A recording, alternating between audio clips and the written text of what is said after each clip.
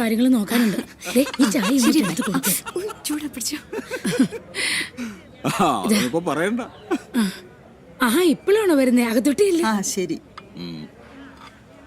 അല്ല, നീ കല്യാണത്തിന് വരില്ലേ? ആരാ? ശ്രീധരനാ, ശ്രീധരൻ. ഞാൻ അകത്തൊട്ടിയില്ലട്ടെ. ആ, ആര്? മനുവോ?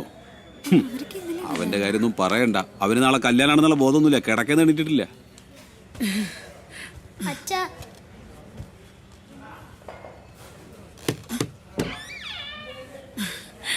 മനു, മനു, ഈ ചെക്കന് ഇത് എവിടെ പോയി കിടക്കുക? മനു,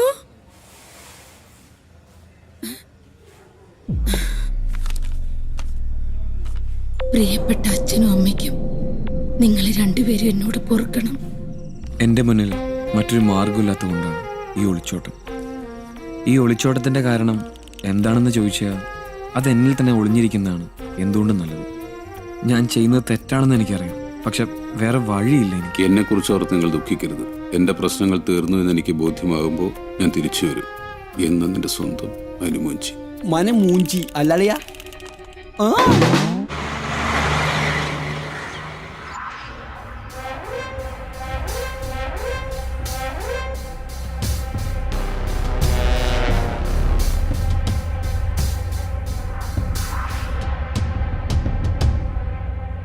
ആരാടാ ഇത്? അറിയില്ല സാറേ. പിന്നെ നീ എന്തുണ്ടാക്കരുതാണ് അവിടെ? എനിക്ക് ഇവനെ കിട്ടണം. ഓ,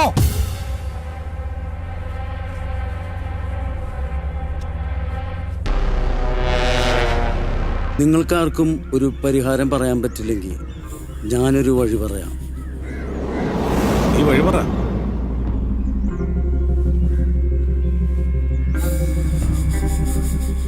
രാജ്, ശോഭ രാജ്.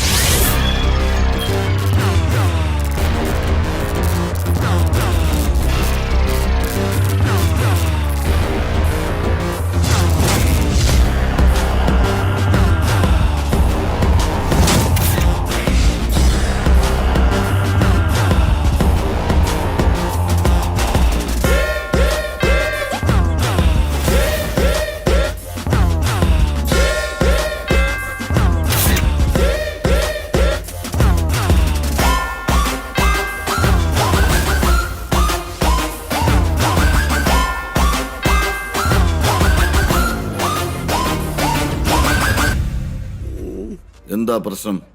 ഞങ്ങള് വലിയൊരു പ്രശ്നത്തില സാറേ. ഇനി സാറിന് മാത്രമേ ഞങ്ങളെ രക്ഷിക്കാൻ പറ്റൂ. അത്രയ്ക്ക് വലിയ പ്രശ്നമാണോ? ആ അതെ. ആ, പ്രശ്നം എത്ര വലുതായാലും ശോഭരാജിന് പുല്ല.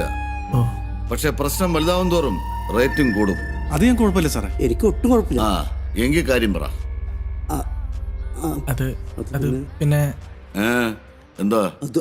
അത് പിന്നെ സാറേ, എന്താടാ പ്രശ്നമൊന്നുമില്ലേ? പ്രശ്നമുണ്ട് സാറേ, ഞാൻ പറയാം സാറേ. എങ്കിൽ പറയടാ. അത് പിന്നെ സാറേ, ആ, ഒന്ന് കൂട്ടിക്കൊടുത്തതാ.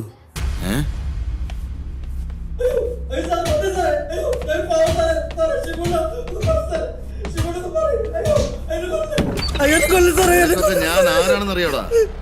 നീയൊക്കെ കൂട്ടിക്കൊടുത്ത കേസ് ഒതുക്കി തീർക്കാനാണോടാ ഞാനിവിടെ ഇരിക്കുന്നത്? ഞാൻ എന്താടാ മാമനാന്ന് വിചാരിച്ചോ? ഞാൻ അയ്യോ സാറേ, ഞാൻ അറിഞ്ഞുകൊണ്ട് കൂട്ടിക്കൊടുത്തല്ലേ സാറേ. പിന്നെ ഒരു കൂട്ടുകാരന് വേണ്ടി കൂട്ടിക്കൊടുത്ത കഥയാണ് സാറേ. കൂട്ടുകാരന് വേണ്ടി? അത് വലിയ കഥയാണ് സാറേ. എന്തായാലും കൂട്ടിക്കൊടുത്ത കഥയല്ലേ? അതൊരു കഥയാണ് സാറേ. അതെ സാറേ, സൗഹൃദത്തിന്റെ കഥ, കരളലിയിപ്പിക്കുന്ന ഹൃദയസ്പർശിയായ കഥ. സാറിനത് കേട്ടാലേ മനസ്സിലാവും. അണ്ണാ ഒരു മിനിറ്റ്. ആ ഇമ്രാന്റെ ഒരു പണി പുറത്ത് കിടന്ന് കറങ്ങുന്നുണ്ട്. 1-2 മണിക്കൂർ എണ്ണ അഡ്ജസ്റ്റ് ചെയ്യണം. അതുവരെ ഞാൻ എവിടെ പോയി കുത്തിയിരിക്കൂടാ? ഒന്ന് അഡ്ജസ്റ്റ് ചെയ്യണ. ആ, നീ പോ. ഒന്നും ചെയ്യരുത്. നിന്റെ കഥ വലിയ കഥ എന്നല്ലേ പറഞ്ഞത്? അതെ സാറേ. ഒരു 2 മണിക്കൂറിൽ തീരുവോ? ഇതെന്താ സിനിമ കഥയോ? മിണ്ടല്ലേ. തീരുവോന്ന്? വരും സാറേ. ആ, എങ്കി പറ. കഥയിൽ കള്ളം പാടില്ല, തെറ്റാതെ പറയണം. ഇതാണ് ദേവസഹായം ലോഡ്ജ്. ഇതെന്റെ ഇളയപ്പന്റെ ലോഡ്ജാണ്. ഈ ലോഡ്ജിനൊരു പ്രത്യേകതയുണ്ട്. എന്താണെന്നല്ലേ? പോലീസ് ഒരു പ്രാവശ്യം പോലും റെയ്ഡിന് വരാത്ത സിറ്റിയിലെ ഏക ലോഡ്ജാണിത്. അതിന് ഒരു കാരണവുമുണ്ട്. കർത്താവേ, ഇന്ന് ആരെങ്കിലും 10 പേര് തരണേ, അല്ലെങ്കിൽ ഞാൻ തെണ്ടിപ്പോവും. ഞാൻ വേറെ ആ, നീ എന്തോടെ രാവിലെ തന്നെ പതിവില്ലാതെ കുളിയൊക്കെ കഴിഞ്ഞിട്ടുണ്ടല്ലോ. എവിടെയെങ്കിലും പോകണ്ടോ? ദേ എന്നെ കൊണ്ടൊന്നും പറയിപ്പിക്കരുത്. നിങ്ങളോട് എത്ര തവണ പറഞ്ഞ ഓടന്ന് മാറ്റാൻ? ഇന്നലെ പെയ്ത മഴ മൊത്തം എന്റെ മേത്താ. അങ്ങനെയെങ്കിലും നീ ഒന്ന് കുളിച്ചല്ലോടാ സുമേഷേ. സുമേഷ് അല്ല, സുസ്മേഷ്. അതല്ലല്ലോ ഇവിടുത്തെ വിഷയം, ഓടല്ലേ. നീ നോക്കിയോ, ഇന്ന് നല്ലൊരു കോൾ ഇവിടെ തടയാതിരിക്കില്ല. അപ്പൊ നമുക്ക് ഓടും മാറ്റാം, വൈഫൈ ശരിയാക്കാം. ശരിയാക്കിയാൽ നിങ്ങൾക്ക് കൊള്ളാം, ഇല്ലേ പെട്ടിയും കിടക്കെടുത്ത് ഞാനങ്ങ് പോവും. ഓ, കൃത്യമായി വാടക തരുന്നതിന്റെയൊക്കെ അഹങ്കാരവേ തെണ്ടിയൊക്കെ. ചേട്ടാ എന്തോ എന്താ ചേട്ടാ, റൂമുണ്ടോ? ഉണ്ടല്ലോ. കൂടെ ആരാ? കൂടുതലുള്ള ആരാലെന്താ, തനിക്ക് ആശ കിട്ടിയാ പോരെ? കയ്യൂക്കിന്റെ ബലത്തിലാണ് മുന്നോട്ട് പോകാൻ ഉദ്ദേശിക്കുന്നതെങ്കിൽ ഞങ്ങൾക്ക് ഒരാളോടൊന്ന് സംസാരിക്കാം. അറിയിച്ചിട്ടുണ്ട്. ആരെ? ഈ കണ്ടതാണ് നല്ലവനായ സർവോപരി നാറിയായ എൻ്റെ ഇളയപ്പൻ പറഞ്ഞത്. ഈ ദരിദ്രവാസിയെ എണിവെച്ചു ചുറ്റുന്ന ചില പരമനാറികളുണ്ട് ഇവിടെ. ആ പറഞ്ഞ വ്യക്തികൾ ഞങ്ങളാണ് സർ. ഞാൻ പ്രൊഫഷണൽ വീഡിയോഗ്രാഫർ ഷിബു. ഇത് പ്രൊഫഷണൽ അല്ലാത്ത സ്റ്റിൽ ഫോട്ടോഗ്രാഫർ ബാലു. സംഭവം കൊള്ളാം, പക്ഷെ കല്യാണ വീഡിയോ തകർക്കണം. പിന്നെ ബാഹുബലിയെ തകർക്കണം. അല്ല, അതാരാ? മുതലാളിയായിരിക്കും അല്ലേ? ഇവനാ, ഇവൻ വെറും ലൈറ്റ് ബോയ്.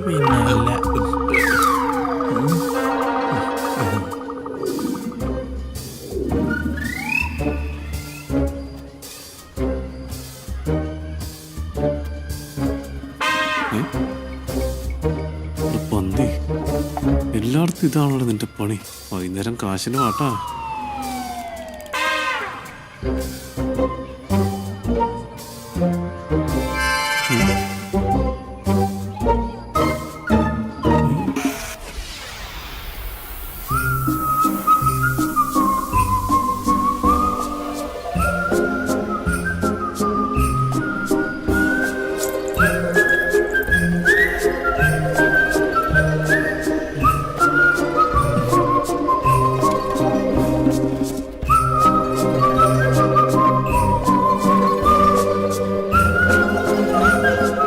അതെ, ആ കുട്ടീനെ ഒരു സഹോദരിയായിട്ട് കണ്ടാ മതി കേട്ടാ. അങ്ങനെ നീ കണ്ടാ മതി. കാണിച്ചാലോ അണ്ണാ? നാളെ എന്തെങ്കിലും കഴിക്കാം. അതല്ല അണ്ണ, എന്താ ആ കുട്ടിയില്ലേ, അവളെന്റെ ലൈനാ. എങ്ങനെ?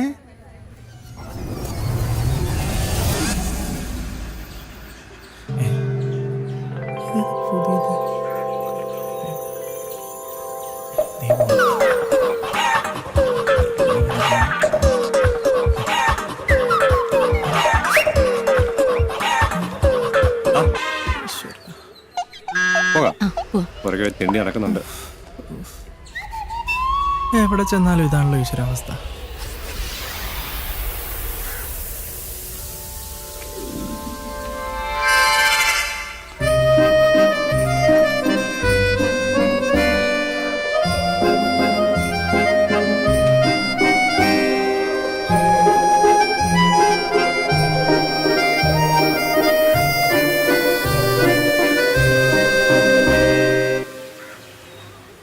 അന്ന് മുതൽ ഊണും ഉറക്കവും ഒന്നുമില്ലാതെ ഞാൻ അവളുടെ പുറകെ. അതുകൊണ്ടാണ് അണ്ണനോട് പറഞ്ഞത് അണ്ണൻ അവളെ ഒരു പെങ്ങളായിട്ട് കാണണം, പ്ലീസ്. അത് തന്നെ ഞാൻ നിന്നോടും പറഞ്ഞു, നീ അവളെ സഹോദരിയായിട്ട് കാണാൻ. എന്നുവെച്ചാ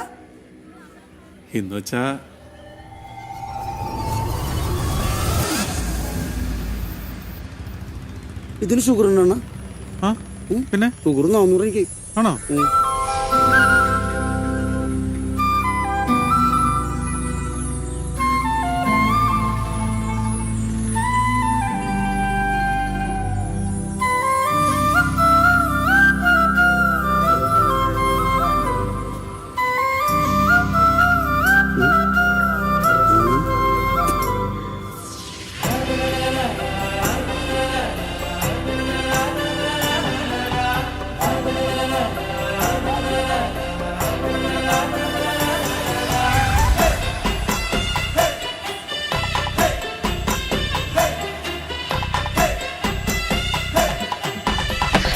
അത്രല്ലേ ഉള്ളൂ, അല്ലാതെ അവൾ അണ്ണനോട് ഐ ലവ് യു എന്നൊന്നും പറഞ്ഞിട്ടില്ലല്ലോ.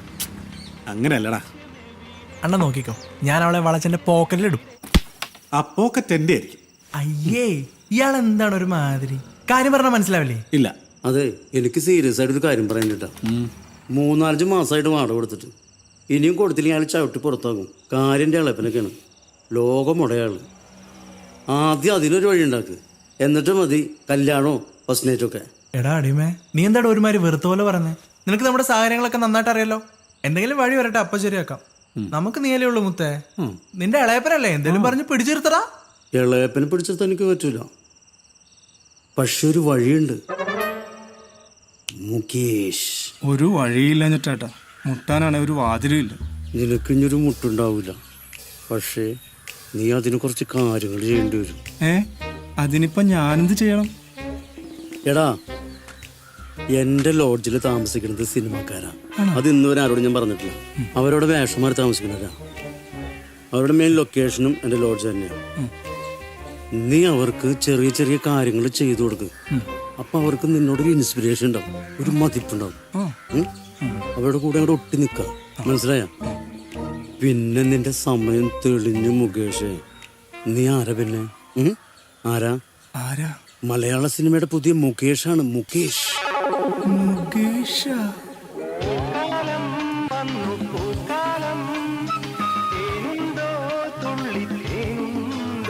എടാ, നീ എന്താ ആലോചിക്കണേ? അത് ഞാൻ ഭാവിയിലൊരു മുകേഷ് ആകുന്നതിനെ കുറിച്ച് ആലോചിച്ചതാ. നല്ല രസല്ലേ? ഒരു മമ്മൂട്ടിയ മോഹൻലാലായിരുന്നെങ്കിൽ. ഇപ്പോ എവിടുന്ന്? അതൊന്നും വേണ്ട. മുകേഷ് നല്ലത്.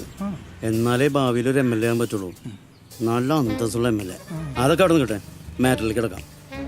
ഇദ്ദേഹമാണ് world famous cameraman OP Shibu. ഇത് കുപ്രസിദ്ധ ഡയറക്ടർ ബാലു പോളയത്തോട്. ഡയറക്ടർ അദ്ദേഹമാണ് വേദനിക്കാത്ത കോടീശ്വരൻ അയത്തിൽ അമ്പിളി. അതെന്താ ചേട്ടാ വേദനയില്ലാത്ത?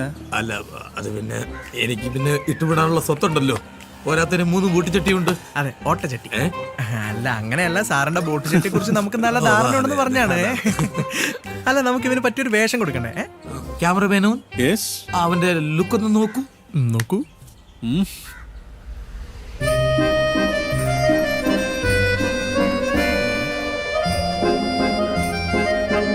ക്യാമറമാൻ എങ്ങനെയുണ്ട്? കൊള്ളാമോ? അടിപൊളി, സൂപ്പറല്ലേ?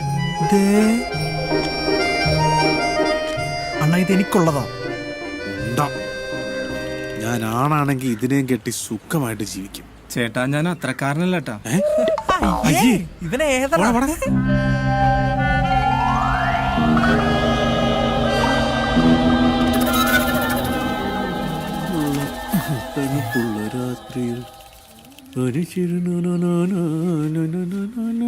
എങ്ങോട്ടാണ് രാവിലെ തന്നെ? ഇന്നലെ സ്വപ്നത്തിൽ അമ്മ വന്നായിരുന്നു.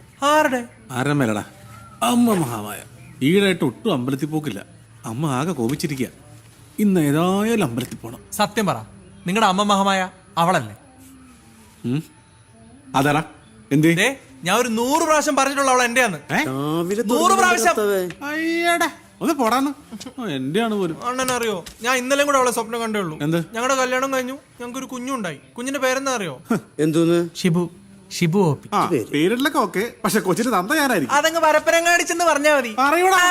അയ്യോ, എന്തുന്നാടത്? കന്നിമാസത്തിൽ കൊടിച്ചു പട്ടികളുടെ പോലെ. ഇയാളോട് ഞാൻ പറഞ്ഞിട്ടുണ്ട്, അവളില്ലാത്തൊരു ജീവിതം എനിക്കില്ലെന്ന്. എന്നാലേ നീ ചാവാൻ തയ്യാറായിക്കോ. അവൾ എനിക്കുള്ള. അങ്ങനെ ഞാൻ ഒറ്റയ്ക്ക് ചാവത്തില്ല, തന്നെ കൊല്ലും. ഒന്ന് നിർത്തലാണെന്ന്. എന്നാ നീ പറഞ്ഞ അത്രയ്ക്ക് ബുദ്ധി ഉണ്ടായിരുന്ന അങ്ങനെ അടിമയായിട്ട് ഞാനും എടുക്കോ?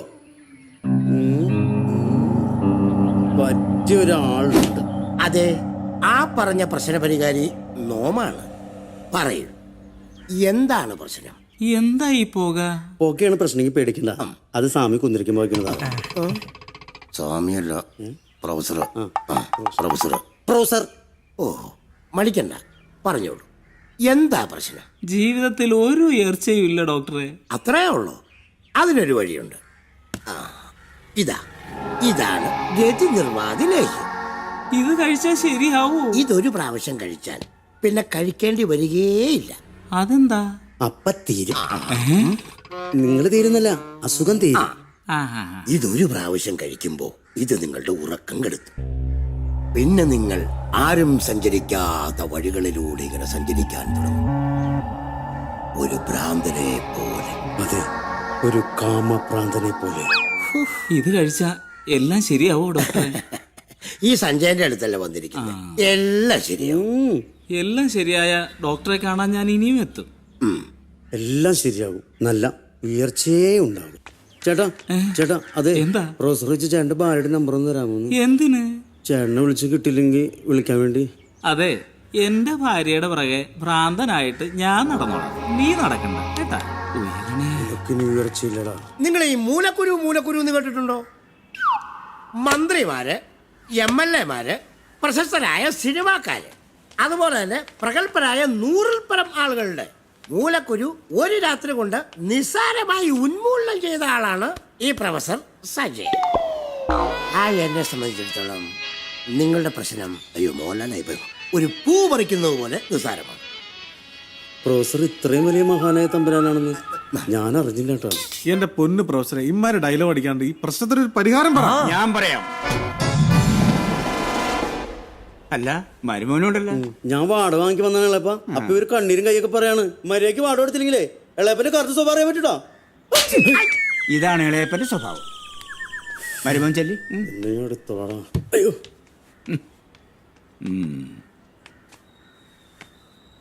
അപ്പൊ മക്കള് പോയാ വാടക എടുത്തോണ്ട് പോവാ.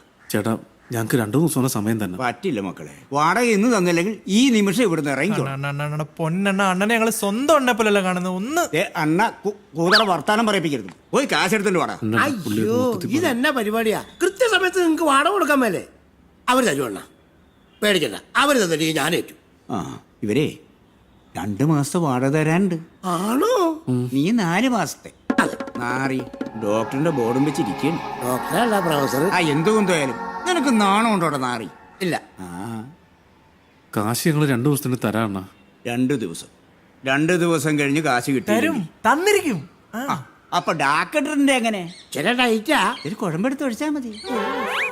ഞാൻ ഒരു 2-3 ദിവസത്തിനുള്ളിൽ ഉണ്ടാക്കി തരാം. കഷ്ടപ്പെടണ്ട. വേണ്ടല്ലേ?